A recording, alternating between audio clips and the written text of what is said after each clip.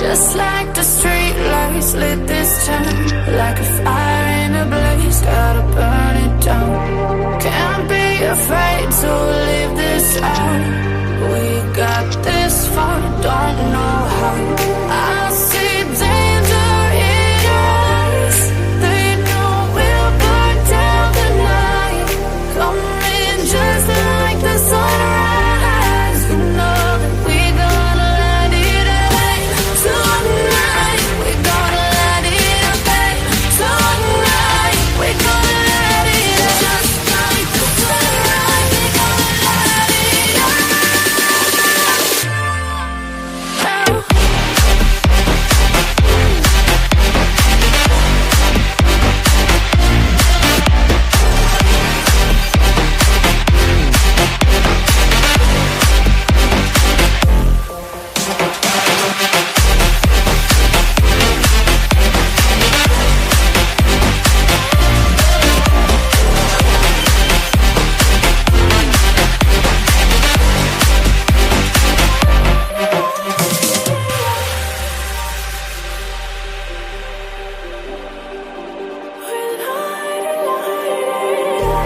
Just like a spark that's breaking out. Can't make a stop, can't turn back now. We know that there's no room for doubt. No, we can't turn back now. I see danger in your eyes.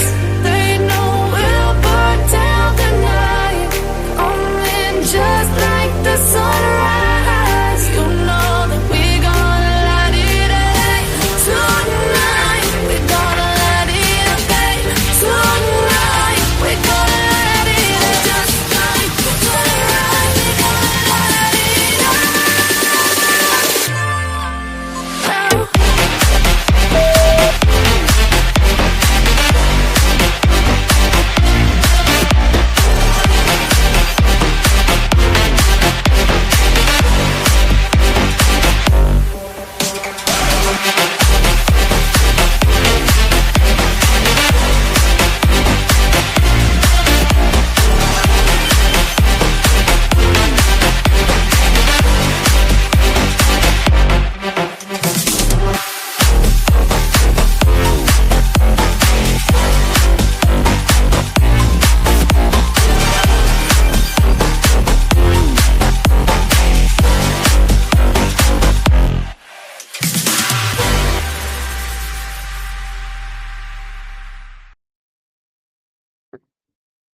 Hey guys, and welcome in. Welcome into tonight's live. How's everybody doing today? Having a good weekend? Hopefully everybody's having a great weekend. It's almost the start to a new week. Almost a start to a new week. So welcome in. If you're new here, my name is Tanya or TitaniumBuilt. You can call me either or, but welcome in. Welcome back to everybody that's coming in and joining me for yet another live. I appreciate it. I appreciate you guys. So I was like, what? I kept seeing the green. I was like, well, who has been a member? Look at that. Naomi's been a member for 17 months. I love that. Thank you, Naomi, for being a member for so long. It's a long time. I think a lot of you guys have been members for a long time. We are going to be doing, actually, speaking of which, we're going to be doing a members live tomorrow. So be on the lookout for that.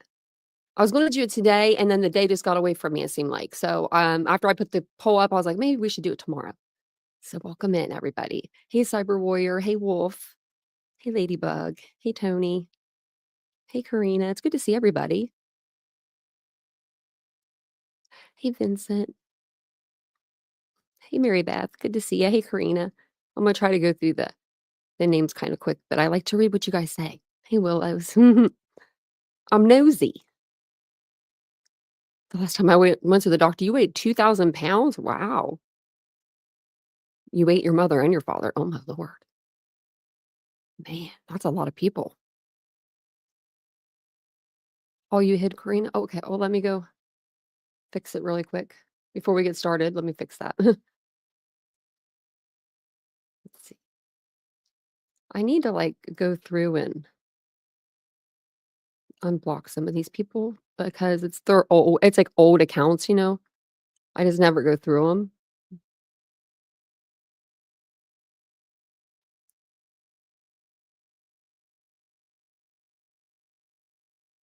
trying to find her. Sorry.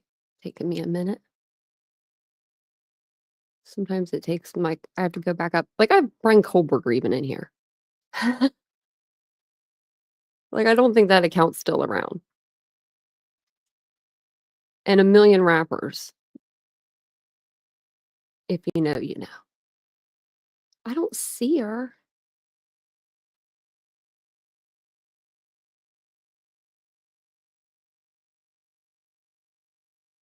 I'm just gonna look up.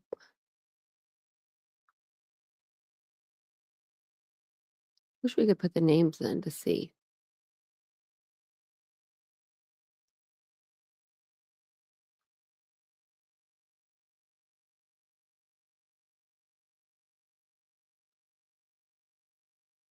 Sorry, guys. Yeah, I don't see it.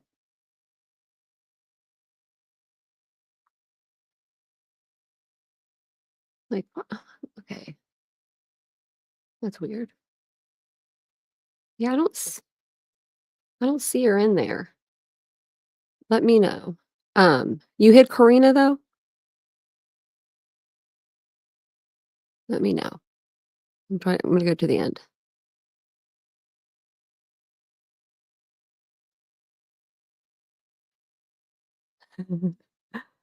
Sorry. I don't think so. I think it's just being a troll. I'm trying to get to the bottom so we can see if we need to unblock someone. But welcome in, everybody. Hey, Grunger. Hey, Mr. Rosebud. Hey, Lunch Lady. Hey, Shells. Hey, Felicia. I know. Isn't that a good intro? Hey, Classic One.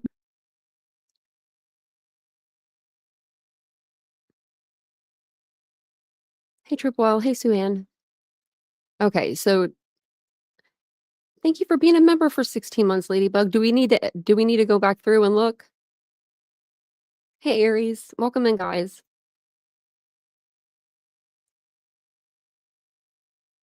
Thanks, Claire. I appreciate that. We just redid the room in here. Thank you. And thank you, Mary Beth. Thank you. Is it Devaney? Rodriguez? I think that's a pretty name. Thank you so much. I appreciate that. You guys are being awfully kind tonight.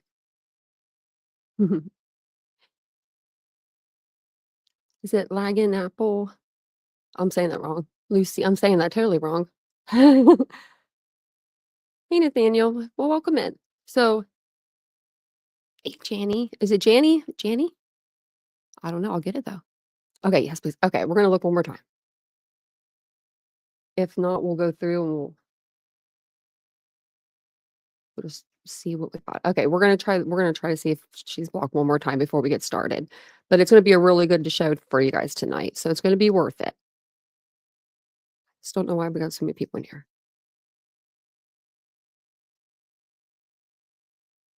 Just gonna go through them that way, like each one. They don't put them in an order. I don't know why they don't do that.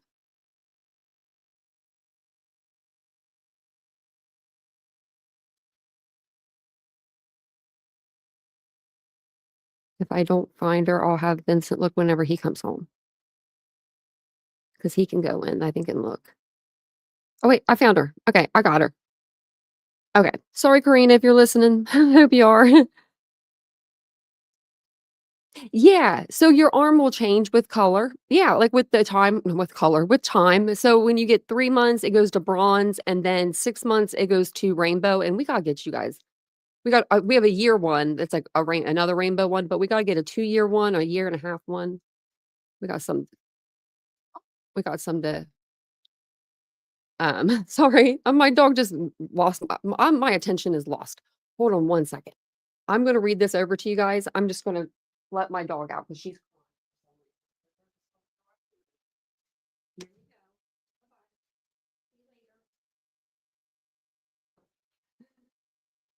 okay. I promise we're gonna get started with the show. Okay, we're gonna get started now. I just wanted to give you guys a little background on Bryan Kohberger because that's what we're going to be talking about tonight. We're basically just going back and kind of reviewing some things that were going on in like the beginning or, since the case kind of started. Not really the beginning per se, but we've been kind of just going back and reviewing and getting caught up and getting trial ready because trial does start in August and it's going to come quick. It's going to come really quick. But I put together just like a little presentation that it's going to tell us about Bryan, and then we will get into a video. And then I also have his Tap a Talk account post. We went through them one night, but I have some specific ones that we'll go through and cover tonight. And it'll just be all about Bryan Kohberger. So hopefully you guys aren't too sick of them.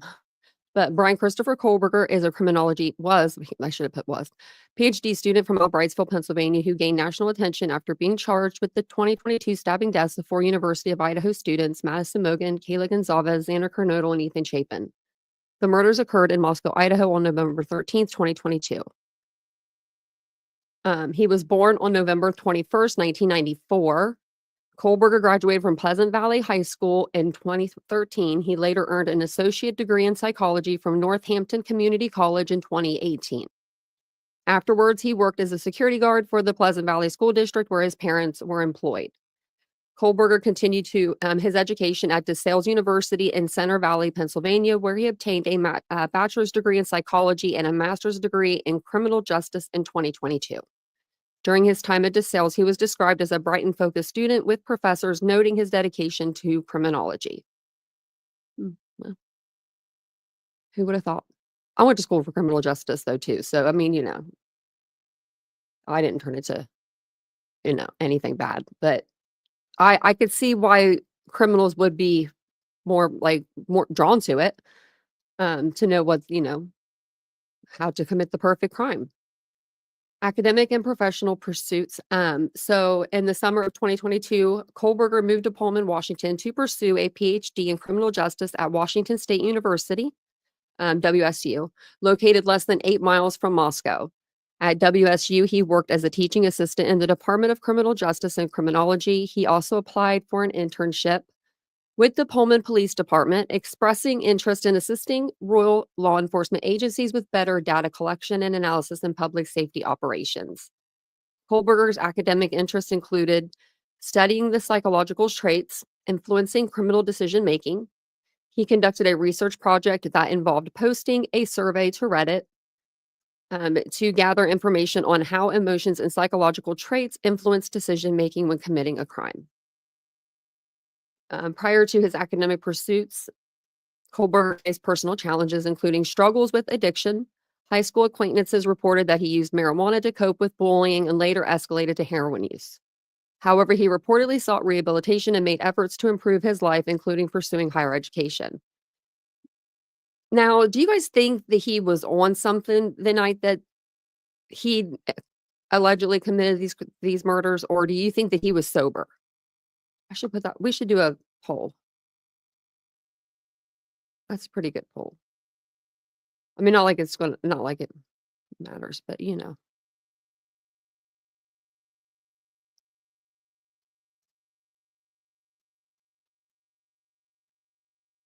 And then I'll just put a star in there.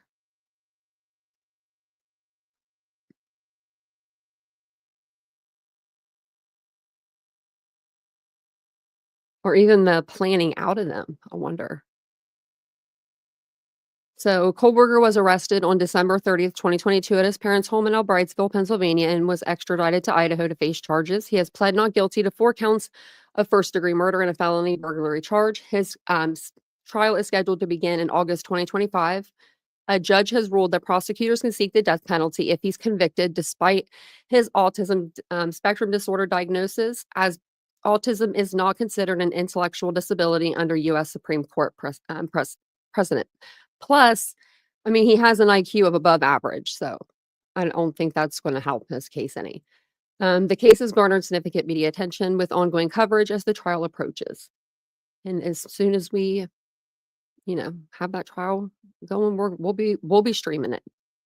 So tonight I wanted to play this video for you guys, and it's just basically they interview they have like guest on the show, and it's Fox Nation, and they're talking about Bryan Kohberger and the people that knew Bryan Kohberger and all that kind of stuff. The people that knew him, like, I guess, the best, other than, of course, his parents and his sisters, but they haven't said anything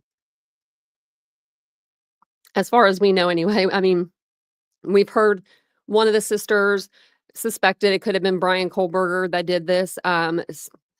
But, they said, I don't know. I don't know if his sister suspected that or not, but we are hearing that from Howard Bloom. We're hearing a lot from Howard Bloom lately. He did that little Daily Mail article. You think he was high as a kite, Judy said? You think he was too? Well, see, I don't know. I think he might have been, like, his eyes look like, I mean, the day after pic, like, he looks like death. I mean, he really does.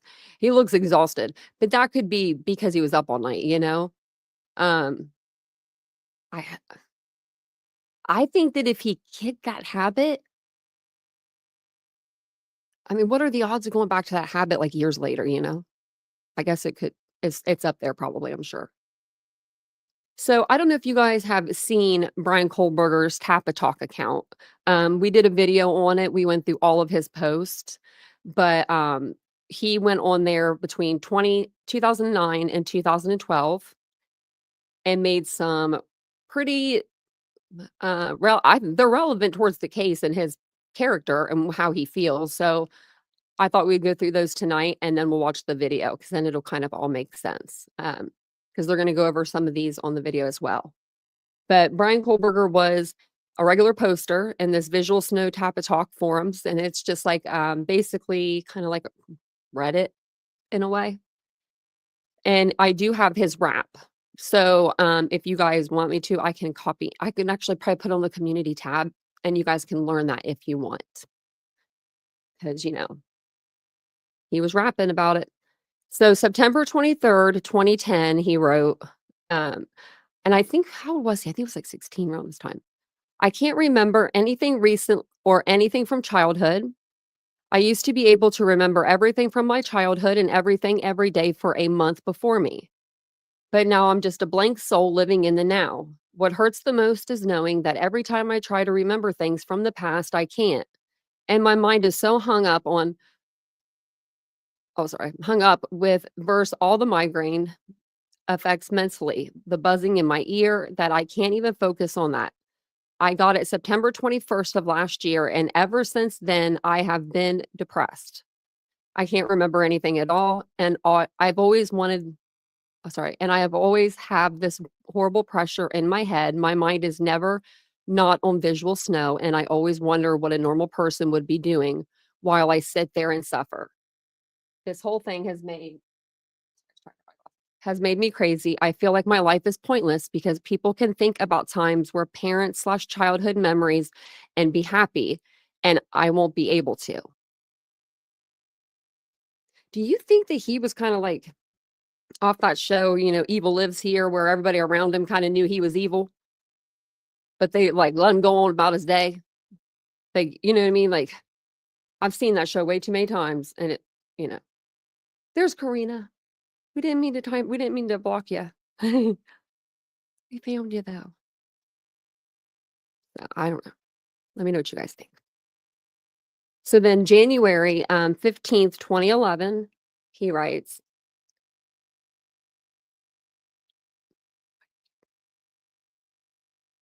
definitely like I feel like it's a Monday. January 15th, 2011, I have had VS since September 21st of 2009. So we've read about visual snow, and I don't know if it comes on like that. We're gonna have to read some more about it. Since then, I have changed mainly from the anxiety and sense of derealization and hopelessness. Today, I felt a deep heartbeat in my head, one that felt through my eyes and all over my head. I get this a lot, but never think about it. You get a pounding headache. That's what it sounds like, and but you don't think about it. Um, at times when I lay down and then I get up for something, I get this feeling in my head. That is weird. And then I see this bright white version of VS. I also feel the beat. My theory is that VS visual snow, seems to be migraine related, but in reality, it is just a weird thing. Arteries that or sorry, that occurs for some people where the arteries and blood vessels in one's head are inflamed for a large amount of time. I am sure no MRI would pick up slight inflammation from the veins and arteries that pump through our heads. I always have this weird feeling in my head, and to me, it feels like something inflamed in my head. Say my head again. We need to try to figure out a way to stop the inflammation.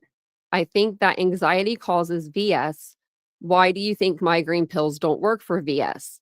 Obviously, because we don't have inflamed parts of our brain. We have inflamed blood vessels, veins, whatever you call them. May 12th, 2011, he wrote, I always feel as if I'm not there, completely depersonalized. Mentally, I experience fog, lack of comprehension at times, feel like my life is a movie, depersonalization, depression, no interest in activity, constant thought of, crazy thoughts, delusion of grandeur, anxiety, poor self-image, poor social skills, no emotion. I feel like nothing has a point to it. So, like, I mean, he knows there's that he knows what's wrong with him. Like, he knows these are things that I feel like are wrong with me. Why wasn't you going to see a therapist for this? When I get home, I am mean to my family. This started when VS did. I felt no emotion, and along with the depersonalization, I can say and do whatever I want with little remorse. Everyone hates me. Pretty much, I am an asshole. June 10th, 2011, I feel blank and so generic. I can barely remember my eventful childhood. As I try to think of my childhood, I become upset and into a depressed state. July 4th, 2011, I have this horrible depersonalization go on in my life for almost 2 years. I often find myself making simple human interactions, but it is as if I am playing a role, playing games such as Oblivion. I can see what's going on. I am slightly into it, but I can pause the game and focus on my real life. In this case, my real life is the game, and my old self can be reached by pausing the game. But how? I often think of things that humans do, things I have done my whole life. I feel like I'm an organic sack of meat with no self-worth, as I am starting to view everyone as this. Everything I have ever done makes no sense. How did things get this way? How am I wearing this shirt? And who decided that humans shall wear shirts like this? Are you sure you ain't high right now? Like, that sounds like something like a stone person would say. And we are all just advanced animals with possession, or is there more that I can't see? I can't connect. I view everything as I would if I were playing Oblivion, pointless and full of nothing out of reality. I am moving out of my house. My last holidays were already lived, but where was I? As my family group hugs and celebrates, I am stuck in this void of nothing, feeling completely no emotion, feeling nothing. I feel dirty, like there is dirt inside of my head, my mind. I am always dizzy and confused. I feel no self-worth. I am intelligent, but I feel the opposite. I say things I don't mean. The last holiday in my house, the house I grew up in, the house I once contributed to, the house I once felt at home in is past. As I hug my family, I look in their faces, I see nothing. It is as if I'm looking into a video game, but less. I feel less than mentally damaged. It is like I have severe brain damage. I am stuck in the depths of my mind where I have to constantly battle my demons.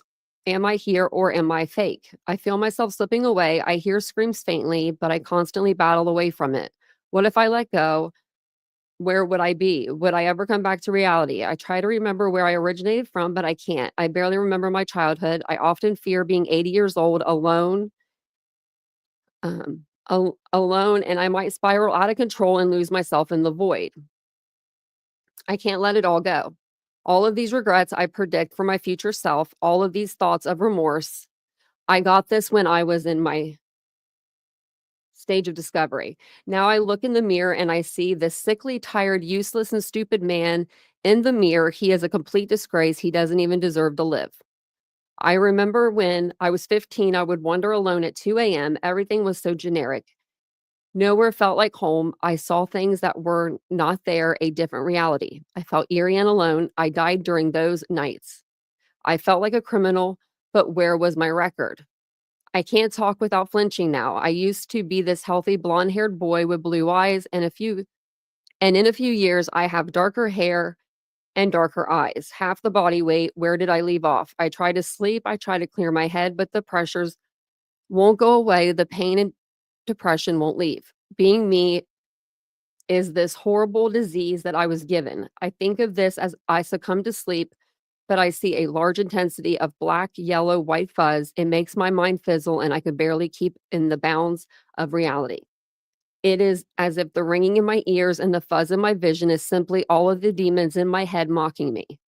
I fall asleep, but I wake up quickly to bloody screams. Is any of this here? Am I brain damaged? No. Then why am I like this? I have these thoughts all in my head. I search for someone to relate to me. Everyone looks down upon me. No one can relate. As I try to read, suddenly my eyes look right through the words. When I look up, I see blue dots near the center of my vision. When I feel slightly calm, it gets harder to breathe. And I see bright dots in my vision. Nothing I do is enjoyable. I am blank. I have no opinion. I have no emotion. I have nothing. Can you relate? And then there's 2 more here. They're smaller. That was his longest one. December 19th. So he waits a little while, goes through summer. And then end of the year, he's feeling some type of way. So he says, I have had this for over 2 years, and I have it bad in every way, every single way.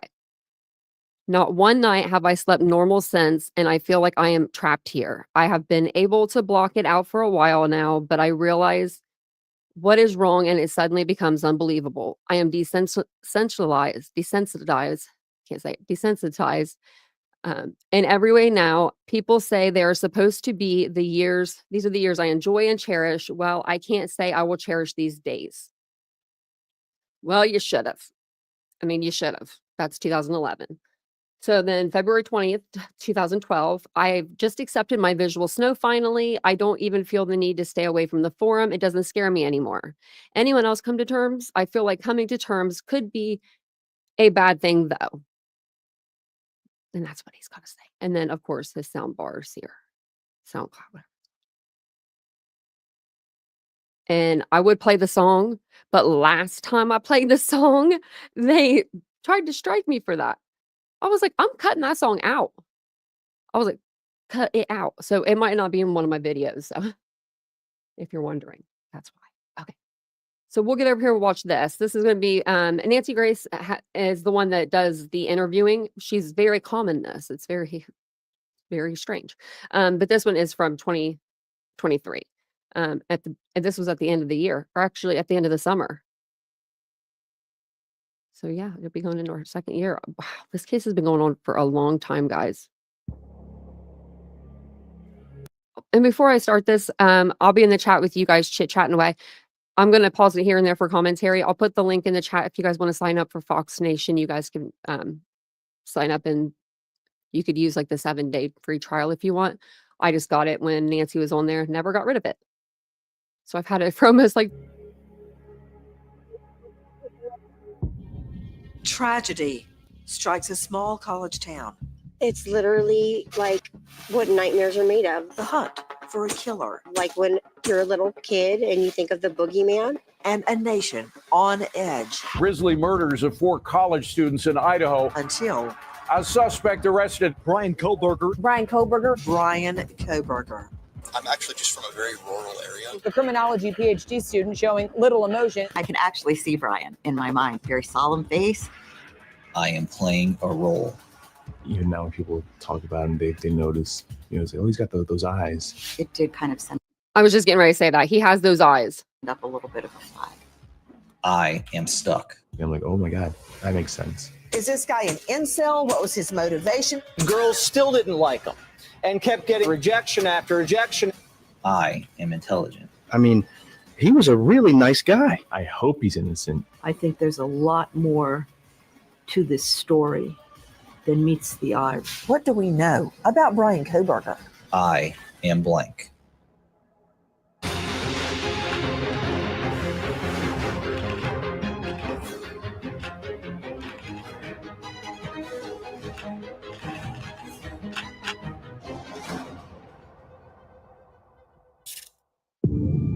Blank empty, devoid of any words, any meaning. These are the reported feelings of an alleged killer. We investigate Bryan Kohberger and fill in the blanks of his past, speaking with those who knew him through various stages of life. We learn exclusive details that paint a picture of the man who makes headlines when he's arrested for the murders of 4 beautiful University of Idaho students, Kelly Gonsalves, Maddie Mogan, Ethan Chapin, and Xana Kernodle. Kohberger, of course, is innocent until proven guilty, but there is no doubt his arrest does put him under a microscope.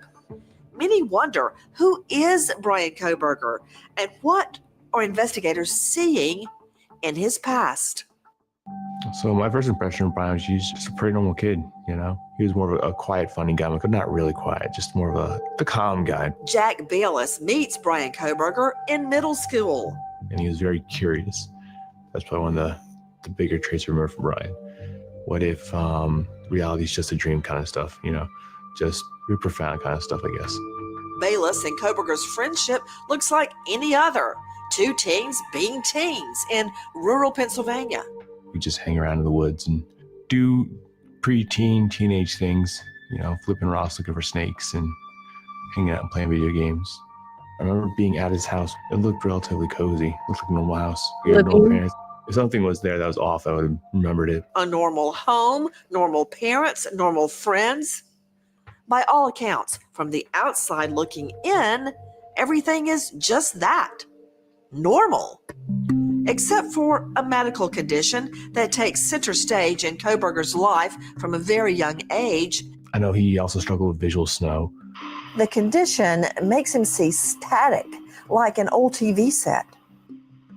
He starts writing about it in an online forum when he's 15 years old. The New York Times and true crime podcasters uncover these posts. In one, he says he's depressed, even suicidal. I can't remember anything recent or anything from childhood. I'm just a blank soul living in the now. This whole thing has made me crazy. I feel like my life is pointless because people can think about times with parents' childhood memories and be happy, and I won't be able to. Kohberger, the youngest in a family of 5, grows up in a quiet town surrounded by the Pocono Mountains with older sisters, Melissa and Amanda, mother, Marianne, dad, Michael. They were very involved parents. It seemed like he had a very supportive home environment, and the parents were always there if needed. Donna Yozuiak, Kohberger's former guidance counselor at Pleasant Valley High. Dad worked as a school mechanic. Mom was a paraprofessional. Very nice people. I met with them very frequently to discuss his career path. During Kohberger's youth, his mother writes letters published in a local newspaper standing against abortion and for gun control. She also writes a letter against the death penalty, writing, quote, "State sanctified murder is still just that, murder." It's an eerie foreshadowing for a mom who may have to protect her own son from that very fate. He stood out in the fact that he was very intelligent. He was very intellectual. He would delve into topics that are not on a shallow level. The truth of the matter is there were no red flags. He had very good grades. He seemed very focused, academically motivated, and would not give a school counselor any reason for concern. Despite the persona Kohberger's teachers see, his online posts continue. I always feel as if I am not there, completely depersonalized. Crazy thoughts. I feel like nothing has a point to it. When I get home, I am mean to my family. I can say and do whatever I want with little remorse. Everyone hates me. Pretty much, I am an asshole. I am intelligent, but I feel the opposite. I say things I don't mean. In addition to the dark online posts, Kohberger also reportedly releases a song where he raps about being Play it the whole thing devil. though. You are not my equal, you are equal, but I'm feeble, and now I'm going regal. Don't fuck with us. You are us. The lyrics are a stark contrast I'll make sure I put the lyrics up on the community wall for you guys. to Kohberger's lofty goals to protect and serve. During high school, he says he wants to be an Army Ranger and seeks out a special program in addition to his regular classes at the Monroe Career and Technical Institute.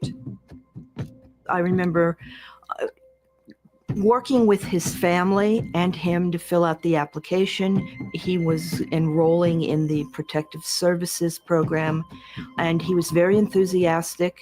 So Protective Services prepares students for a career in law enforcement, EMT, things like that. Police Academy Junior, putting on pretend handcuffs. They police the building just as though they would officers on patrol. Tanya Carmela Beers, a former administrator at the tech school. Enrollment is very competitive. Protective Services is one of the most sought after programs. The cap is limited at 25. So that means for the 4 school districts in Monroe County, only 25 students could get in. He needed to have good grades. He needed to have good attendance. He needed to have a discipline record that was non-existent. We look at all the information that we can get about them because they are being given inside information about how police handle their business. Getting in can be tricky, but he was able to get into the program and he met all of those standards. To this day, Carmela Beers and Joswiak can picture Kohberger in the halls. I can actually see Bryan in my mind. I can see him walking because he's very tall. I see him in his Protective Services uniform. I remember him dressed that way, patrolling the school with other students. He carried the uniform. So this lady's all smiley when she talks about him, but the other lady, and I believe the other lady is going to tell us about some stuff, but she can't tell us the whole thing because it's like, some sort of privilege there that, student privileges, they can't do that. But she just seems like, Bryan he was just the best. Performed very, very well. And you could tell that it was a real sense of pride for him to be doing that. This was something he was always interested in and something that he had always studied. And it was something that he had been looking at throughout even younger years. Well, then he probably shouldn't have been looking and doing things to women in the class that made him get kicked out of it. I'm just saying that. Very intrigued about the law and how he wanted to go into that field. He just wanted to help people. Seeking a career in law enforcement or criminal justice, most people go into that because they want to make a difference. And then there are those that, it's fantasy material for them. Dr. Chris Mohandi is a forensic psychologist. While there's no proof that we know of that Kohberger's studies are actually fantasy material for him, Mohandi is an expert in analyzing accused killers. He is not connected to this case. Mohandi believes some people who study the law are hiding more sinister motivations. The things they're reading about are stimulating, but not in the right way. It's not the excitement of learning how you can serve your community better. It's the excitement of the offenses that they're learning about that becomes stimulating to them. Also because the power of the role in that area, their insatiable need for power over others. When I think about how he took the program seriously, he was just very much needed to be in charge of everything. Like another student would watch the students for the day, be in charge of them as their patrol officer, if you will. He liked it when the other students answered to him, but it was to the nth degree. It was a little much. At that time, it seemed like he was just really zealous. But then when I think back about it, all of those things, knowing what I know now, are flags. Flags that Carmela Beers and Bayless admit they only began to notice after Kohberger's arrest. Sometimes people snap, and you never know who's going to snap or why they snap. One possible reason? There are a number of ways people become arrogant and condescending. And one trajectory is a person who's been bullied, been made fun of, who may have had issues with their own body image. He'd been a heavier guy, like a noticeably heavier guy. You could see it, wasn't like he was, just a little chubby. He was pretty up there. Some friends describe Kohberger as a, quote, overweight outcast. Socially awkward, they say he didn't really fit in. A classmate also recalls Kohberger's rocky relationship with women, saying Kohberger couldn't take a hint when he's rejected, leading girls to bully him and call him a creep. Once or twice, he'd want to hang out with girls. Like, oh, we should call this girl to hang out. We should call this girl to hang out. And they'd always be busy or something. Men who are frustrated, feel like they've been mistreated. Well, that's why. But why is he using a flip phone for? We're in 2025. Treated by women, view women as objects, have hostile, narrow-minded, rigid, intolerant views towards those women. That is Dr. Mohande's description of an incel, short for involuntary celibate. They are dismissive of women as, whole human beings. It's like, on the one hand, I hate you, but on the other hand, I want to possess you as an object. And how dare you reject me? There's no evidence that Bryan Kohberger was an incel. But an individual doesn't have to be an incel to be sympathetic to the ideas and the viewpoint of incels. Once known as being bright, eager, with the world at his fingertips, things take a turn for Kohberger while he's in the Protective Services program. His administrator shares information on camera with us for the very first time. There had been one or two incidents that had occurred that I had dealt with concerning him. For Bryan, the situations were subtle. They weren't really bold situations, but they rose to the degree as they began to mount. Bound by a student confidentiality law, Carmela Beers cannot reveal exact details of the, quote, incidents, but she does disclose they are related to female students. You would think that you would be able to talk about those instances as long as she didn't bring up the victims' names. Because that might say that, that might be something that they need to, the prosecution might need to have a backstory on this. Be like, what was he doing over there? Because we got him over here doing this stuff. Might not think necessarily of a female in protective services. They had to that was something that we recruited for. So some of the issues that arose were based on having a mixed population in that classroom. One of those incidents ultimately resulted in him being removed from that program. She says, so to me, that means he was doing something to a female. I don't know what it was. If it was stalking her or if it was just bothering her in class, tickling her, saying she has good birthing hips, asking for her phone number. I don't know. Maybe it was just a combination. Kohberger's kicked out of Protective Services, the program he works so diligently to get into in the first place. Well, he should have known. The school transfers him into the HVAC program, heating, ventilation, and air conditioning. This program has no female students. We were also a little bit more comfortable knowing that any possible continuation of negative behaviors would not occur in a situation where there were no females. It was concerning because there was such a dichotomy between what he presented academically and what he was living in an emotional, social aspect of his life. This dichotomy is evident in Kohberger's reported online posts. I am stuck in the depths of my mind, where I have to constantly battle my demons. I might spiral out of control and lose myself in the void. I felt like a criminal, but where was my record? I am blank. I have no opinion. I have no emotion. I have nothing. Can you relate?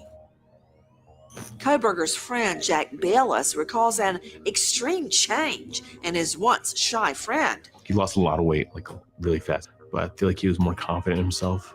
I think he had to have vocalized his confidence, now I lost this weight, I'm probably more attractive. Kohberger loses 130 pounds by his senior year. 130 pounds. That's a whole me. Of high school, He That's a did it lot of by weight. running and boxing every single day. Kohberger also writes about his transformation in the too. same online posts revealed by true crime podcasters and the New York Times. I used to be this healthy blonde-haired boy with blue eyes, and in a few years, I have darker hair and darker eyes, half the body weight. The bullying, the body image issues, those become the seeds from which a need to create a false self that is superior to others emerges. Friends claim Kohberger develops anger issues, even putting one friend in a headlock, leading that friend to cut ties. Bella says he only sees that side when Kohberger's drinking. When he get drunk, he get kind of aggressive, kind of rowdy. There's one instance where he was trying to drive somewhere and we had to take his keys and hide them. So when I say aggressive, I mean we had to physically move him from the keys and prevent him from getting his keys. Friends allege alcohol use turns to drug abuse, and Kohberger gets hooked on heroin. He and Bayless lose touch. He started kind of branching out from the original group to hang out with a different group. That group, they did some sketchy drugs. Rich Pasca is a former acquaintance of Kohberger. He tells Fox the two were deep into an addiction. I met him through some friends, and they told me that he was a little weird, and he was a little socially awkward, I guess you could say. But he wasn't a bad guy. I got 6 years clean now. I work in treatment and everything, but back then I was using, and so that's how I know for a fact he was using. I've got high with him a couple times. Teachers say heroin use is a major problem in that area. At the same time, Kohberger's alleged heroin addiction is at its height, his troubles at the tech school continue. He was in HVAC for the rest of his time at the Career and Technical Institute, and other issues arose that he decided to leave the school altogether and not complete his 12th grade year there. After leaving the program, Kohberger finishes his senior year of Pleasant Valley High online, graduates, and reportedly gets help for his addiction. I know he was in and out of rehab a couple times. Around that time, Kohberger reportedly arrested for stealing and selling his sister's iPhone after his own father calls police. He is. And I'm just going to point out, if your dad called the police on you, then I'm telling you, he did a lot of things to where he just got in trouble. First you get grounded, first you get something taken away, and then you get a warning or something, then you get grounded. I mean, this is an escalation. His dad didn't just call the police because he stole his sister's cell phone. I'm pretty sure it was one of the final straws for his dad. Okay, we got to do something, try to get him help. But I think they just fell a little short. Charged with misdemeanor. And not their fault. He was 28 years old when he did this, supposedly. Theft, but does not go to jail, and his record is wiped clean. Somehow, Kohberger kicks his heroin habit and begins to study psychology at community college. Even though some say he's got a rocky past with his former school district, he applies as a part-time security guard at his former high school. I do know he was, always interested in law enforcement. That's usually kind of a dip your toes in the water kind of experience, is being a security guard for somewhere where you don't have to have that police training. While on the job, Kohberger reportedly helps a fellow security guard save the life of a hall monitor struggling to breathe.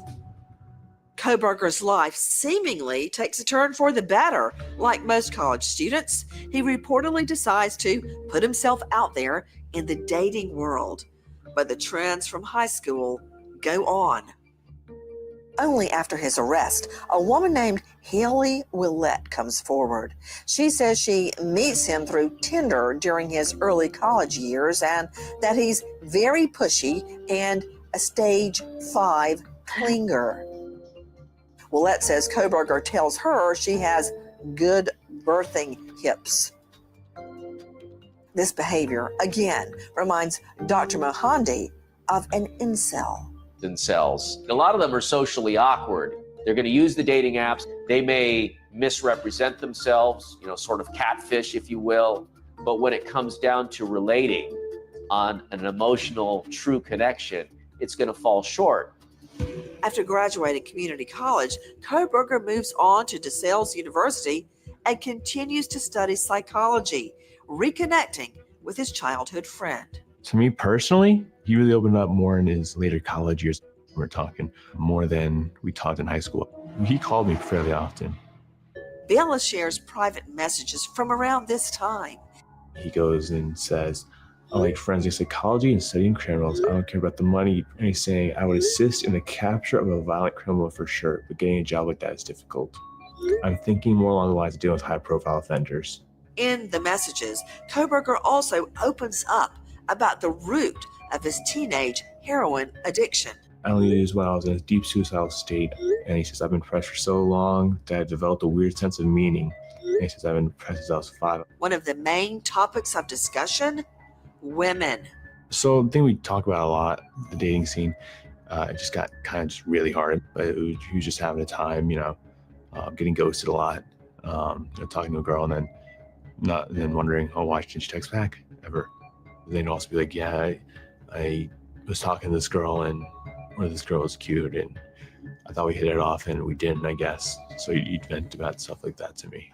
I think he just felt frustrated is just the biggest word. Frustrated, a feeling Dr. Chris Mahandi believes is common for incels.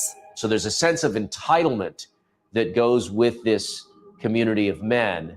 Some who actually commiserate, in their hatred of women, in their frustrations with not being able to obtain their desired, idealized, woman as a sexual object. The owner of a brewery comes forward and recalls Kohberger making creepy comments towards female staff and customers.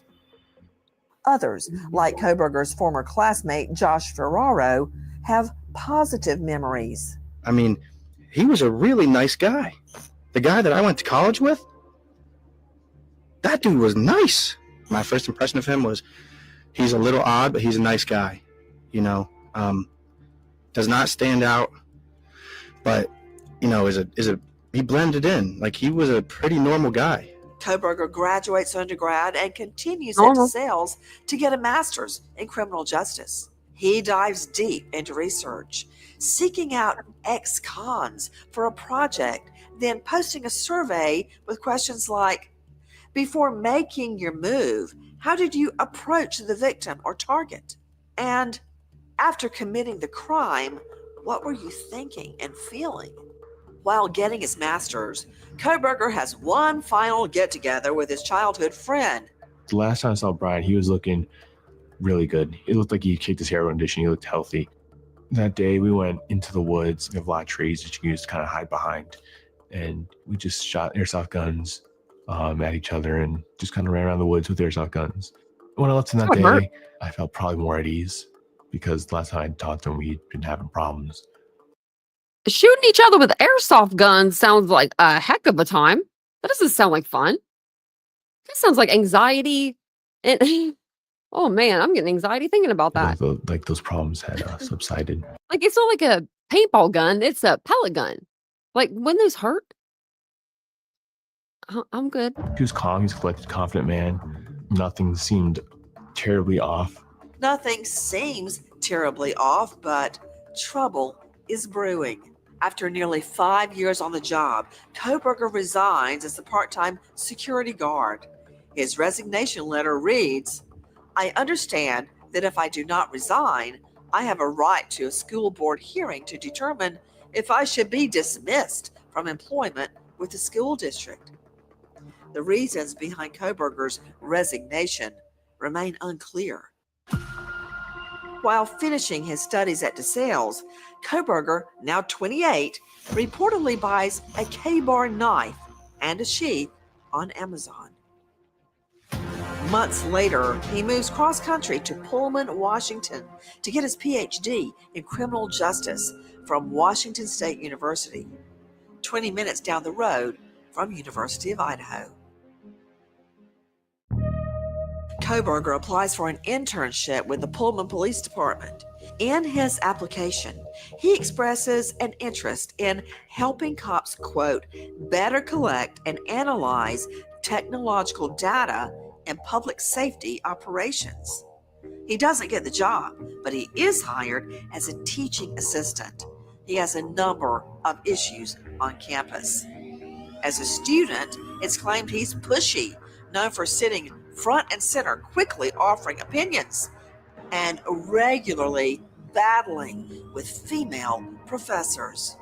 As we look at Bryan Kohberger, we start to learn about him as a person who is described by others as arrogant, having haughty attitudes, and that's certainly a personality structure that is consistent with one who might not look at others, including women, as his equal. And off campus, he has issues as well, allegedly sneaking into a female friend's apartment and moving her furniture around, and having this exchange with a female police officer who pulls him over. I think you know why I stopped you. You ran the red light. What actually happened was I was stuck in the middle of the intersection. Yeah, so I was behind you the whole time. Yeah. Yeah. But in that situation, the best thing to do then would be back up. You're just supposed to wait behind the white line. Drivers do it all the time. But you're not supposed to roll into the traffic, Kohberger. Never even occurred to me that was actually something wrong. I'm just curious about the law. I don't mean to. Oh no, yeah, I can find it for you. Yeah. As a teaching assistant, he's said to be a very harsh grader. Faculty tells Kohberger they're concerned about his behavior after he has an alleged altercation with a professor. That's less than 2 weeks before Moscow, Idaho is changed forever.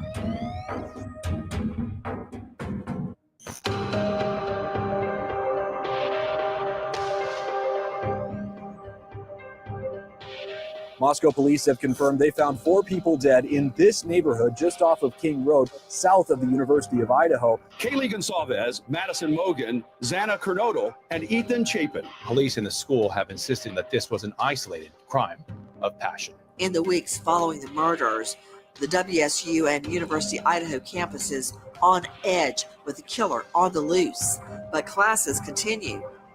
Former students say Kohberger, a once harsh grader, suddenly starts giving good marks.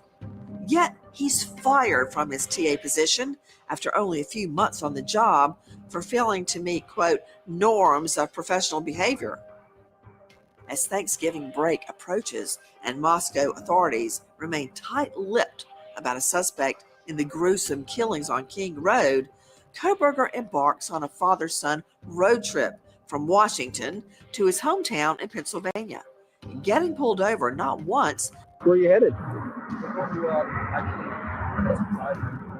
Well, we're coming from WSU. But twice within the span of just 9 minutes. Hello, guys scared of airplanes? While 4 families mourn the loss of their loved ones, Kohberger makes it home for the holidays with his family. Authorities are quietly monitoring his every move. They allegedly watch him clean out his Hyundai Elantra and take family trash to the neighbor's bin in the middle of the night. One of Kohberger's own sisters reportedly grows suspicious of her brother's behavior and searches his car for possible evidence.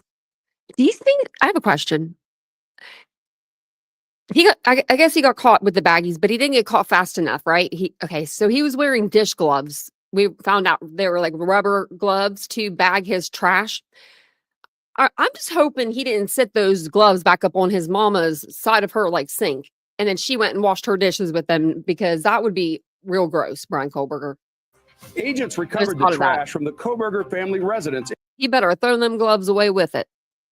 In Pennsylvania to get a family DNA sample. The next day, the Idaho State Lab matched it to the DNA from the knife sheath. In a bed next to one of the victims, a knife sheath. The 2 samples were related with at least 99.998% certainty. Police make their move. Bryan Kohberger is in custody, arrested in Pennsylvania this morning. Kohberger was arrested without incident and charged with 4 counts of first-degree murder. I was playing Call of Duty with my friends, and my one friend said, "Did you hear about those murders? The guy that did them lives down the road from me." I'm like, "Oh, that's nuts." But I looked up Idaho murders, and my first thought was, "Oh my God, that's Bryan." That internal battle is like, this is the guy I knew, and this guy cared about and what's best for him, but at the same time, what he possibly did is heinous to a level where it's like, it's irredeemable. I heard his name on a news alert, and I immediately was shocked. And I looked at my husband who was driving, and I said, Bryan Kohberger, he was one of my students, and I know his family and sisters very well. Because he had such supportive parents, I was very surprised to hear the accusations that are now wielded against him. Bryan was a very good student. He was very serious about what he wanted to do. So hearing that such an egregious crime was committed was very surprising. I started to think about incidents that had occurred. And then I thought, well, that makes sense. Everybody is affected by this. Teachers, guidance counselors, everyone who has come in contact with him and had some kind of relationship, or any of the students at some time, are directly affected by this. The parents are people, the sisters are people, the family are people. Kohberger's family says he's, quote, a caring son and brother. They just said they're not going to help the prosecution in any way. I mean, I understand that's your son and all, but shit. If that's true, that's not a good look.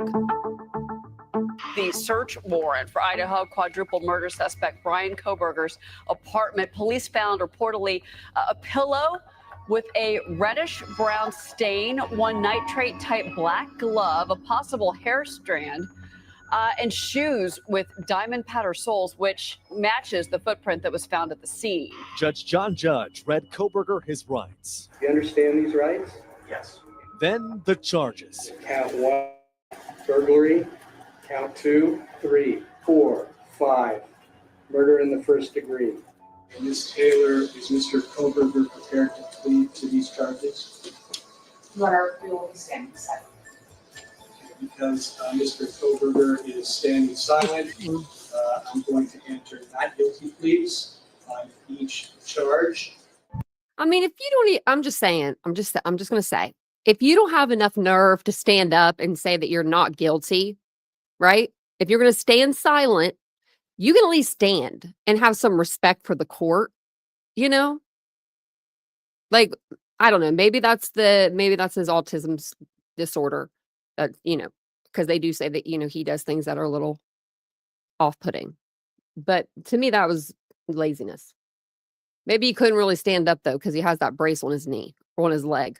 Just based on the evidence they have and all the information that the police maybe he gathered, couldn't get up fast he's enough. looking pretty guilty. But BLS hopes he's wrong. I still hope he's innocent. There's still so hard that, you know, not my friend. You know, I don't want my friend to have been the one that committed these crimes. It's just, it's kind of rough thinking that I had someone like that in my house and in my life.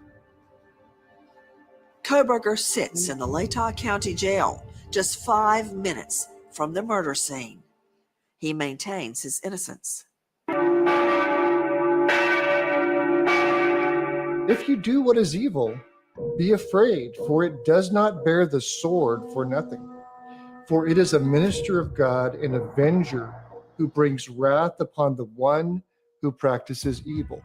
Chaplain Mike Hall is the president of Project Hope. I oversee, and we have a number of volunteers that go into the Latah County Jail and do Bible studies on Sunday nights. We pray with inmates and share the gospel with them. Like most involved in the Idaho case, the chaplains are barred from speaking about Kohberger. There's a confidentiality between those who might be confessing something and the minister or chaplain. But Hall gives us a window into the types of conversations Kohberger may. He has those rights, though, too. Like, not as a priest, but just as chaplain. Or, I mean, just as like a preacher guy. I didn't know that. I mean, I thought you had to be a little more, you know, I thought you had to have a little more credentials than that to take the confessions and not give them to police. May be having behind bars. You know, some of the guys that have been volunteering, going in, chaplains, they have met with various inmates, including Bryan, and, you know, they're able to answer questions about where is grace found, where is freedom found, where is forgiveness. Dr. Mahandi questions any alleged killer's intentions for starting Bible study. Certainly, religion and spirituality is a place for people to find comfort when they're overwhelmed by fear and uncertainty for their future. Or On they the just other wanna get out of hand, jail. it can be Oh. for sympathy, to look good, in the eyes of, a trier of fact in the face of sentencing. As Kohberger awaits his fate, his lawyers demand more information from prosecutors about the DNA found at the crime scene of 3 other unidentified males. They also share Kohberger's alibi, claiming he was driving around alone late at night at the time of the killings. I'm hoping that he is innocent, as he's claiming to be. Once the facts come out, then I will form an opinion. But right now, Bryan is innocent until he's proven guilty. If he is guilty, what snapped? For Bryan, if he Doesn't sound like it snapped. has done this and he's found guilty, then This I was an would escalation. encourage him to confess that and to admit what he's done, not just be convicted in a court of law, but to confess that and to make amends and apologize for what he's done. Prosecutors announce they will seek the death penalty against Kohberger, something his mother railed against in her article 15 years earlier. She was trying to protect lives of convicted criminals. It's very ironic now that, although she didn't know it at the time, she was also looking to protect the life of her own son. Going into the next life is a scary proposition. If you're facing the death penalty, desperation is a very clear thing. There's a sense where, there's nothing I can do to make myself right with God. While the nation waits to see exactly what Kohberger's trial will hold, for families will never be the same. That our hearts grieve with the families. As a father myself, I can't begin to imagine the pain and suffering that these folks have gone through. If he did kill his people, it's such a heinous thing and all abhorrent to an indescribable level. With all eyes on Kohberger, Jack Bayless says the scariest part.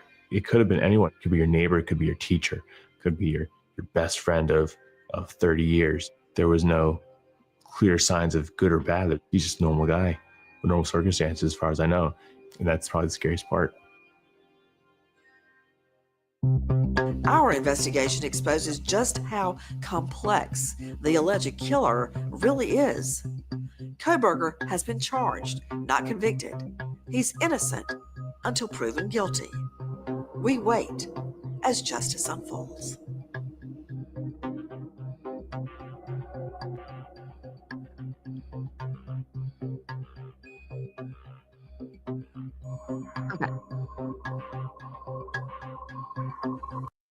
Bryan Kohberger's family could not be reached for comment.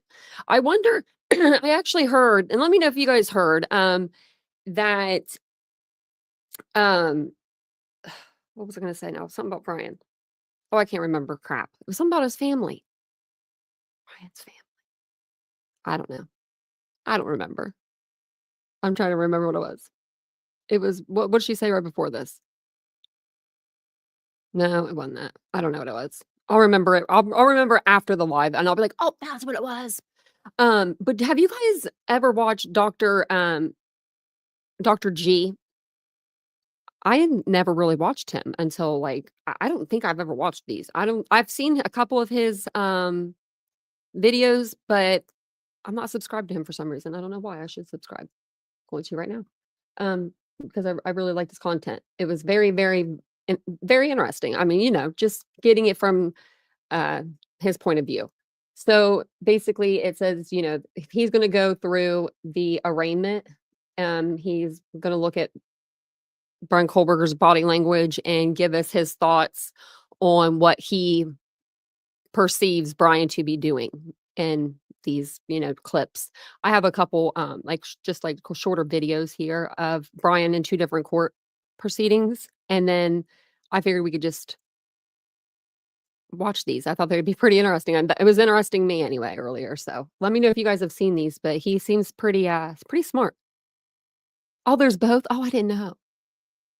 I didn't know there was a woman too. I'll have to see who the woman one was. But yeah, I liked him. I like him. Hey everybody, Dr. G here. I'm a licensed clinical psychologist and body language expert, and today we're going to be analyzing more of Bryan Kohberger.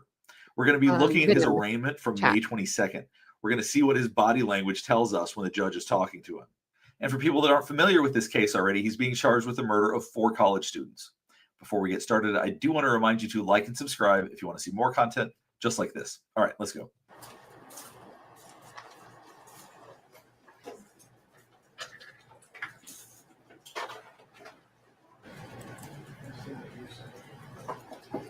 One thing I'm curious about is if this smile is done out of politeness for his attorney or if it's done knowing that it's going to be used in the media. I really don't know how much access he has to things like the internet, magazines, all of that stuff.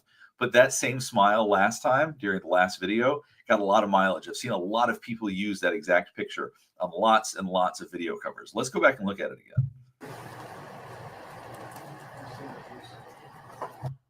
It's actually a very good fake smile because you can see he's squinting his eyes on the side. And that's what we do when we actually feel happiness. There's no question he's not feeling happy right now, and it leaves his face faster than it entered it. But it doesn't change the fact that he is good at faking a smile. Maybe that's something he's practiced. Is against you, and the maximum penalties if you are found guilty or if you plead guilty.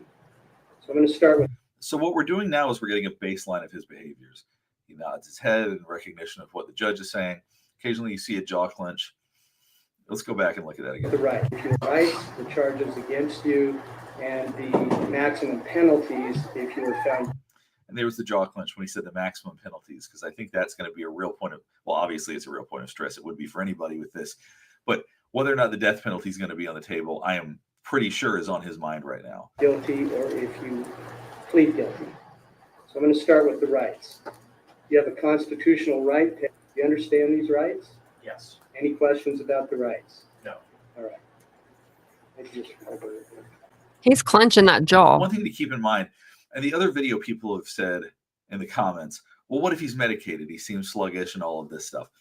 There's nothing about the way that he's reacting right now that makes me think that he's heavily medicated on anything. He's responding quickly. He's at the jail. To stand up. He stood up quickly. He sat down quickly. His reactions seem like they're at a normal rhythm. So there's nothing right now that would indicate that he's on a bunch of heavy medication. So let's go to the indictment. Do you have a copy of the indictment in front of you? Yes. Okay, thank you. And you see in the heading your name there. Is that your correctly spelled complete name? Yes, it is. Is that the correct birth date underneath your name? Yes. Are those the correct last 4 digits of your social security number? Yes. All right, thank you. Something we're also seeing is that he nods when he agrees with something. Important to note now, because if he ever takes the stand later, that can become significant. All right, I'm going to read you the charges on the indictment, starting with count 1. So what we're going to be looking at now is him being read the charges. Now, I want to watch the jaw, because what we see, one of his tells in terms of that he's feeling something is that he clenches his jaw. That can be associated with stress and also be associated with anger. I can't say which one he's feeling, but he's feeling something. Let's see if there's a pattern to when that happens. Did unlawfully enter a residence located at 1122 King Road, Moscow, with the intent to commit the felony crime of murder. As you can see right now, he's pretty composed. We're not seeing a whole lot of body language about this so far, but let's keep watching. Let's briefly watch the intensity of his reactions when you go through each person. I'm just going to show a little clip, but I'm going to show a little clip of each one. Watch this. Kill and murder Madison Mogan, a human being, by stabbing Madison Mogan, from which she died. Very little reaction, looking down for the most part. Kill and murder Kayla Gonzalez, a human being, by stabbing Kayla Gonzalez, from which she died. Count 4. All right, mostly looking down. What would you guys have done if he would have right then said it's Kaylee or something like along those lines? Because the judge, like it looked like he was kind of like getting pissed, like he's not saying her name right. Like, I'm gonna go back a little bit whenever he says, because like he does mess it up, you know. He doesn't mean to, but he does. Kill and murder Kayla Gonzalez, a human being, by stabbing Oh, I didn't go back far enough, but you got it. Gonzalez, from which she died. Count 4. All right, mostly looking down. Didn't seem to be much clenching. Kill and murder Zana Kernodle. Excuse me. This is hard. I'm sorry. Zana Kernodle, a human being, by stabbing Zana Kernodle, from which she died. You see a lot of jaw clenching and him looking up and down. Kill and murder Ethan Chapin, a human being, by stabbing Ethan Chapin, from which he died. And he looks more calm during this one than any of the other ones. But there doesn't seem to be that same level of tension. Signed on May. Now, does this mean he did it? Not necessarily, but it does mean he was feeling different things when the 4 different names were read. And that's worth paying attention to. Now we're actually going to watch a different video for this part, because in this video, it closes up on his face. And I want you to be able to see the details, because this, I think, is consequential. Let's start watching. 2022 in Latah County, state of Idaho, did willfully, unlawfully, deliberately, with premeditation and with malice aforethought, kill and murder Zana Kernodle. So his jaw starts clenching as soon as Zana's name is brought up. Excuse me. This is hard. I'm Oh. sorry. Zana I've never seen anyone's bone move like that in my life. Kernodle, Or whatever it a is. human being, by stabbing Zana Kernodle. He's a lot more, it's funny to say the word animated, because I know he's very still. He's looking at the judge more. He's clenching his jaw a lot more. There's definitely a more visceral reaction from him during this than the other ones. From which she died. Part of the reason that body language analysis can be helpful is it helps us hone in on what elicits a reaction. Why that's eliciting a reaction, we'd find out with more investigation. But it tells us if we were to really focus on one of the 4 victims, based on this, I would focus on Zana. Now, I don't know if... Do you think it's because maybe he was coming down the stairs? Like he already knew he was going to maybe unalive Maddie. Maybe that was his target. Maybe he, with Kaylee, maybe she wasn't in the room with her, and when he entered, he realized very quickly that he was going to have to kill 2. So maybe that's why he didn't have any feelings when they said Kaylee or Maddie. But then whenever they said Zana, maybe she was supposed to be walking back towards her room and he was trying to sneak around her and she turned back around or something. Or you know what I mean? Like, I don't know how they ended up, intersecting or where. We really don't know for sure. But according to Dylan, it sounded like it was in the bathroom is where she heard the voices. So I'm assuming the 2nd floor bathroom. If there's a special connection. So to that, it sounds like he was following her into her bedroom, right? With her, I don't know why he reacted strongly to her, but that's the one I would focus on and I would press him on if he was providing testimony, for example, and I was a prosecutor. That's one that I would hope that I would get a stronger reaction out of. So hopefully this video is helping you continue to develop a baseline about his behavior. I know there's a lot of people that believe that he is innocent, and we're going to find out over the course of the trial. But at the very least, we're getting an idea of what behaviors he shows under pressure. And it helps us better understand the things that we should focus on and pay attention to. Hopefully we get to see this trial. We don't know whether or not it's going to air on the internet or on TV yet. It will. But if it does, I can assure you I'll be covering it a lot more. Last couple of things before we get finished up. One, I wanted to remind you I am working on a body language course, and if you want to get on the wait list for that, it's in the description below. Also, don't forget to like and subscribe if you want to see more content just like this. All right, thanks for watching. Who's the other guy? I can't think of his name. There's another guy that does really good like videos. He does it on people's behaviors. I'm subscribed to him, but I can't remember his name. So he did 2 videos. This one is going to be on the motion to dismiss and no camera hearing. He's just going to give his opinion, his expert opinion on it, which I like watching him. He's very interesting. Dr. G here. Let's see if Bryan smiles at Ann this time. I do know that Ann needs to stop picking out them ugly ties, though. She's been picking him out some horrible outfits. I'm a licensed clinical psychologist and body language expert, and today we're going to be analyzing the behavior. Before we get started in this, I would like to be a body language expert. That would be a good job for me. I feel like I do know when people are lying usually. And body language from Bryan Kohberger's latest hearing. Currently, Bryan Kohberger is awaiting trial for the murder of 4 college students. What this hearing covered was whether or not cameras were going to be allowed in the courtroom, as well as whether or not the charges could be dismissed. Before we get started with this analysis, I do want to remind you of a couple of things. One, this is not a psychological evaluation of any kind. These are just my opinions based on his behavior and his body language. In addition to that, I do want to remind you that I do have a course on body language. If you're interested in that, you can check it out at Dr. G Explains or in the description below. Last thing before we get started is I do want to remind you to like and subscribe if you want to see more content just like this. All right, let's go.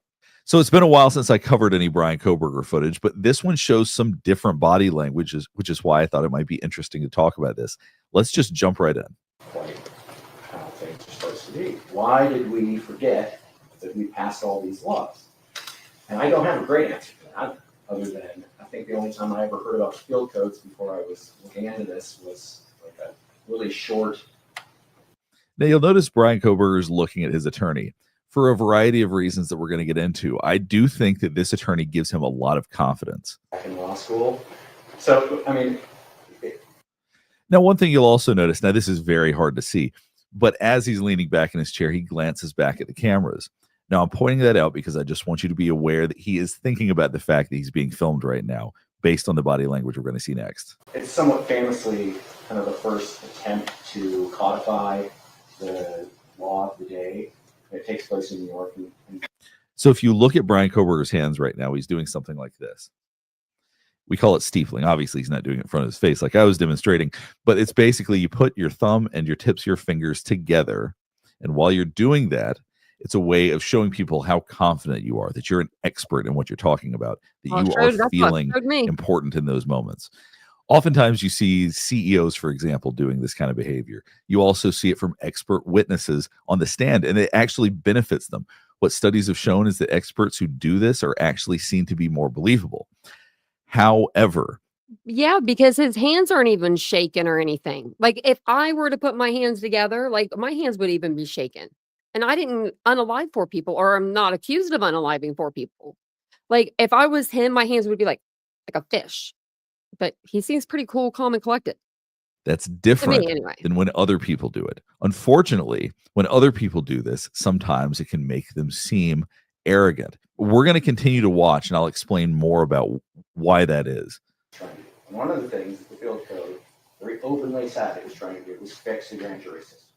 Because the grand jury system was believed to be essentially broken. For a lot of the same reasons we don't seem to like grand juries very much today. All right, so as he's talking about grand juries, he puts the steepling down. Let's see where it goes from here. But at the same time, while the state of New York is trying to figure out ways to... Once again, when he leans back, he looks back at the cameras. There's nothing wrong with that. I don't say that critically, but it does show that he does have a large awareness of everything going on around him. State of New York is trying to figure out ways to not have to abide by the language of... So we're skipping ahead for a couple of minutes because Bryan Kohberger is about to start steepling again, and I wanted to give you some context for when he does it. And says that the burden, or for that matter, I guess I don't know, we got this all kind of mixed up when we were doing the argument. So the burden of proof, I think we decided was actually... So now they're talking about the burden of proof, and he's choosing to steeple again. Now, this is interesting because I don't think this is a behavior that we've seen a whole lot of from Bryan Kohberger. I haven't watched every single hearing, but the earlier ones, he certainly didn't do that. So it gives us some insight into maybe what he's going to be like during the trial as well. But if you look, he's looking directly at his attorney.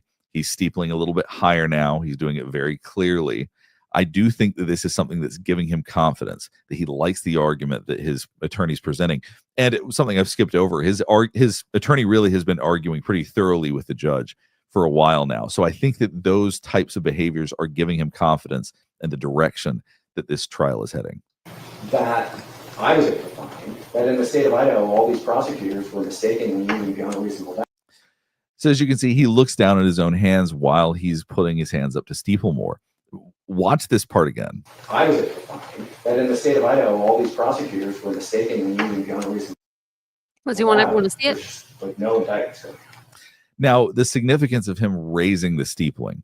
Oftentimes we do this when we're feeling confident, or at least want to appear more confident. The higher we do things like that, the more confident we are, the lower tends to be a loss of confidence. So it's interesting that he's raising his hands up right now during this part. Nobody was going to prison. Nobody was getting the death penalty. It was a free-for-all. And so then he quickly gave up on having the high steepling. Now, the question is that because he's talking about the death penalty and all of these things, and that's scary, or is it just because he tried to put it up high and maybe didn't feel as confident once he did it? There could be a number of interpretations for that, but it's interesting that he gave up on that so quickly. And that, once again, he's aware of his body language. He looks down at his hands oftentimes while he's doing this. And it shows that he is thinking about how people see him. Let's watch that whole sequence again, then we'll keep going. there's no reports anywhere that I was able to find that in the state of Idaho, all these prosecutors were mistakenly moving beyond a reasonable doubt. There's just like no indictments. Nobody was going to prison. Nobody was getting the death penalty. It was a free-for-all, and we had, the idea for who is getting the presentment seems to come from the grand jury members themselves. They just come in with some information about somebody, they make an accusation like it's a complaint, and then it goes off and it gets treated. So steepling has a lot to do with confidence, someone believing that they are an expert. Now, if somebody isn't an expert or somebody isn't fulfilling that role, steepling oftentimes kind of irritates other people. I imagine that the way people would unconsciously interpret seeing somebody continuing to steeple and put it away and steeple and put it away is they might not see him as having consistent confidence. They might see it as something that's for show rather than how he's actually feeling. And that can work against you when you do things like that. But I do think that he has a lot of confidence in his attorney. I really do. And with some information about somebody, they make an accusation like it's a complaint, and then it goes off and it gets treated more like a complaint than it does. So despite the fact that he put the steepling down, he is leaning forward now. And we oftentimes do that when we're trying to connect with somebody, not trying to evade, which means that he thinks that they have good points probably. So he's trying to connect with the judge. He's leaning forward towards him rather than turning his body away or trying to make more distance. It's a very dramatic. I don't remember that. Do you guys remember that? Do you remember Jay Logston doing that? Because he was very handsy in this hearing. He was very handsy, like very just talking with his hands, and he was doing this like a lot. Like he had his hands, like his arm up, and his like hand like rested here or something, or he was doing something. But that was confidence. Like knock that book right open. Watch him. It's I think I could watch this over and over. Sorry. a very dramatic opening of. Okay, one more time. It's a very dramatic opening of his portfolio from his attorney. Well, that's just not what happened. I mean, Judge, courts say things all the time. They call it nitpick. When a court is listing off. Sometimes we call it the law. Sometimes. But what we're talking about when we talk about evidence is we're talking about this. I mean, nobody was arguing in that case that probable cause was the standard. They were arguing. I know I keep pointing this out, but it's really interesting to me because it does seem that Bryan Kohberger has a lot of awareness about his body language now. He looks back at the camera. He starts steepling again. He looks at his attorney. It's a very interesting pattern we're getting into here. So I think that he is trying to give off the impression of confidence. I really think that that's what he's trying to do here. At least that's. Is this the hearing when they got in trouble for focusing on his fly? Or I wonder if this was after that. My interpretation. Watch this part again. I mean, nobody was arguing in that case that probable cause was the standard. They were arguing over whether or not it's fair that some people get a prelim and some people get a grand jury. That's what that argument was about. And the guy didn't come in and say, see, looking down at his hands again. Oh no, I got a grand jury and the standard And looking again. is beyond a reasonable doubt. And once again, there's nothing wrong with this. I don't think it's anything wrong at all being aware of body language. I'm talking about body language, obviously. But it's very interesting to me that he has this level of awareness, that he is looking at what he's doing, that he is thinking about steepling from what I can tell. If that's too, I don't like that. I'd rather have a prelim with a probable cause standard. That doesn't occur in that case for various, I'm sure, fantastic reasons. And the same thing happens in these later cases. I mean, it gets responded to. And then once again, he's elevating his steepling again, looking at the steepling. And I think that once again, it's meant to be sort of like backup for his attorney to say, look how confident we are in this point. So we'll go ahead and stop right there. I know a lot of what I talked about today was steepling, but I think it's significant. Okay. We're going to play this video one day and we're going to play a drinking game or something. We'll have to do that on a members live. I don't even drink, but that'd be funny. I think this guy said stapling like 20 times. I mean, we'd all be drunk. We'd all be drunk, passed out right now if we were playing that game. But I like Dr. G. I liked his analysis. I mean, I think the stapling, I don't know if it's confidence or what.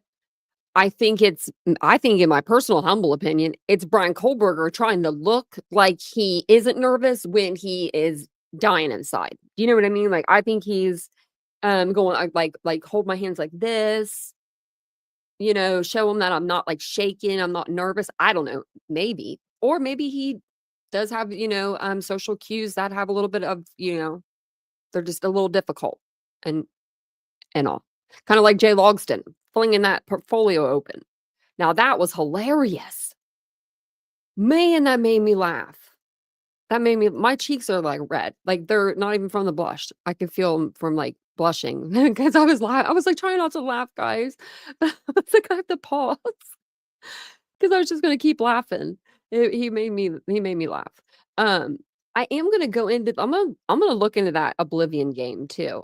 I don't know if it's like, there's a couple like games that are named that, but I think it's this one, like the Elder Scrolls Oblivion.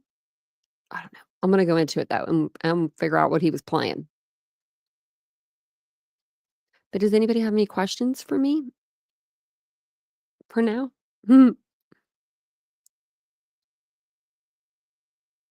only recall the father. Yeah, that is true.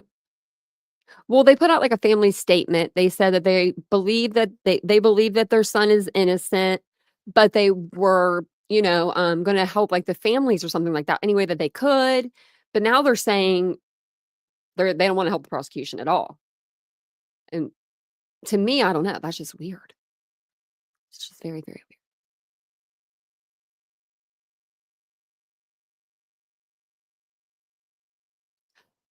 Tomorrow I'm probably do it. I don't know if I'm going to do it during the day or if I'm going to do it like in the evening. I'm not sure yet.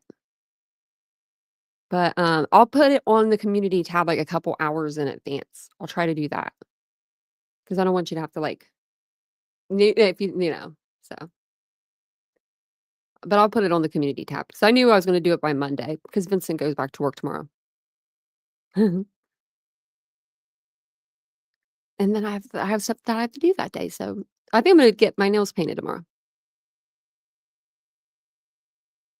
100% in kilter and brown. I think that they needed to change the venue to change the judge in a way. I think this case, I think that the little court should be able to handle these cases themselves. But every once in a while, you are going to have, you know, a murder that happens that it's just beyond the scale of that town, you know, and this happens to be one of those murders. And I think that they needed a higher court, a bigger court, a judge that was ready to give answers and ready to make decisions on the fly, be able to come to a decision right there in the courtroom on the fly. Let's do this. We haven't had to hear a lot of, we didn't have to hear a lot about like, I'll tell you in a document. Like we do hear things in documents and we get documents, but for the most part, he'll at least answer a few things in court and then follow the rest up with one. So yeah, it didn't work for that. But I'll put it on the tab or the community tab tomorrow. And then because I think it'll probably be like daytime. Maybe if we do a daytime one and it doesn't go as well, we'll do like a night one. I even thought about just doing it where like just the chat like could be like members chat. Do something like that for you guys too. But I think that's all I have for you guys for tonight. I do have tons of other stuff, of course, to show you guys eventually. We've got so much stuff. But let me see if there's tomorrow at 8:00. I don't know what channel, but America's Most Wanted is doing a segment on Sebastian Rogers. I haven't said that name in a long time. Wow, we haven't said that name on this channel in a long time. So they are doing, I guess his parents, Seth, Katie, and Chris. I don't know if they all sat down together, but I heard that they did this together and they're getting the word out, So I hope hopefully you guys can watch that. What channel is America's? America's Most Wanted channel. Fox. It's on Fox. So I wonder if I have like Fox Nation, if that would work for that Fox. I might have Fox here, but I don't know how to log in to the computer to.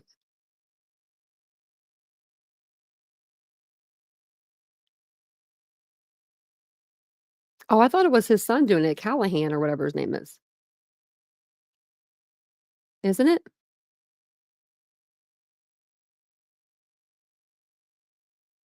Ada County. The same as Vallow. And they're going to do it they have their own little station that they can stream it on, and then we stream it from them. I was going to see if, what, hold on. I didn't know Elizabeth Vargas hosted that. Is she not on News Nation anymore? I'm so confused. Okay, so I'll figure out if I can, I'm going to see if I can go right here. Okay, so TV signer account. I bet I have one. I mean, I do have an account. I just don't know which one it's under. So I might have to figure it out tomorrow, but maybe I could like put it on a video for you guys or something.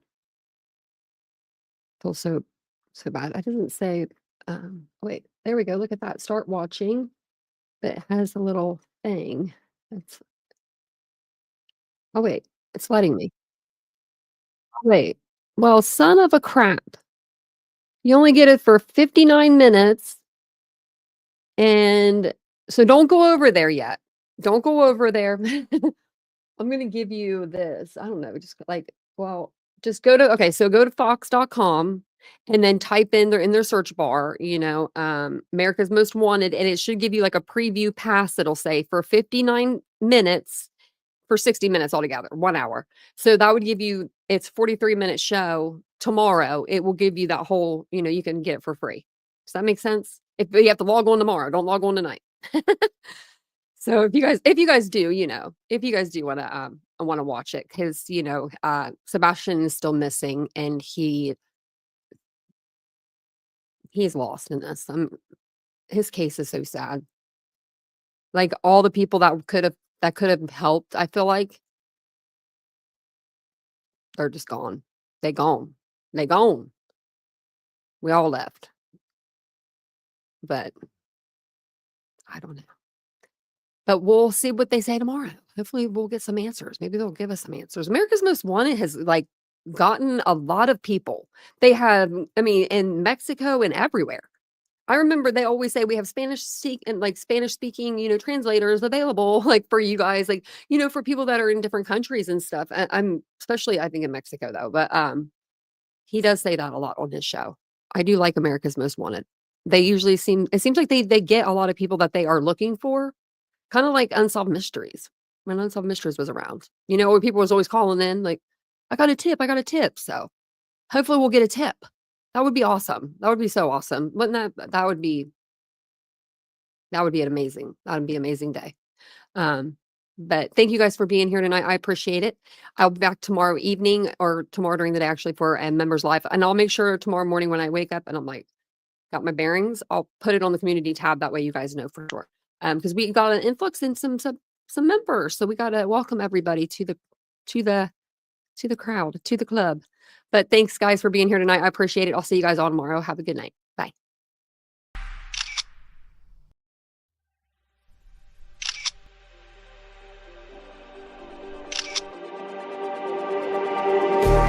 Just like the street lights lit this town, like a fire in a blaze, gotta burn it down. Can't be afraid to leave this out.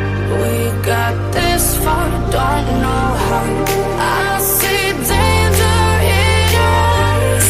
They know we'll burn down the night. Coming just like the sunrise. You know that we're gonna let it away. Tonight, we're gonna let it away. Tonight, we're gonna let it away. Just like the sunrise, we're gonna let it away.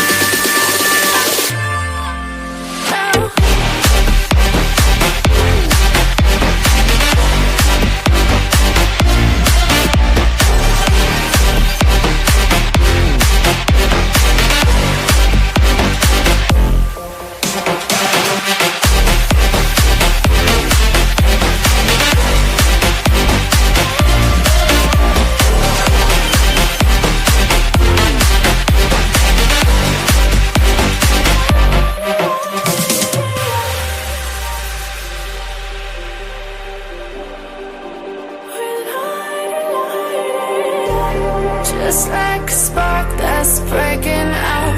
Can't make a stop, can't turn back now. We know that there's no room for doubt.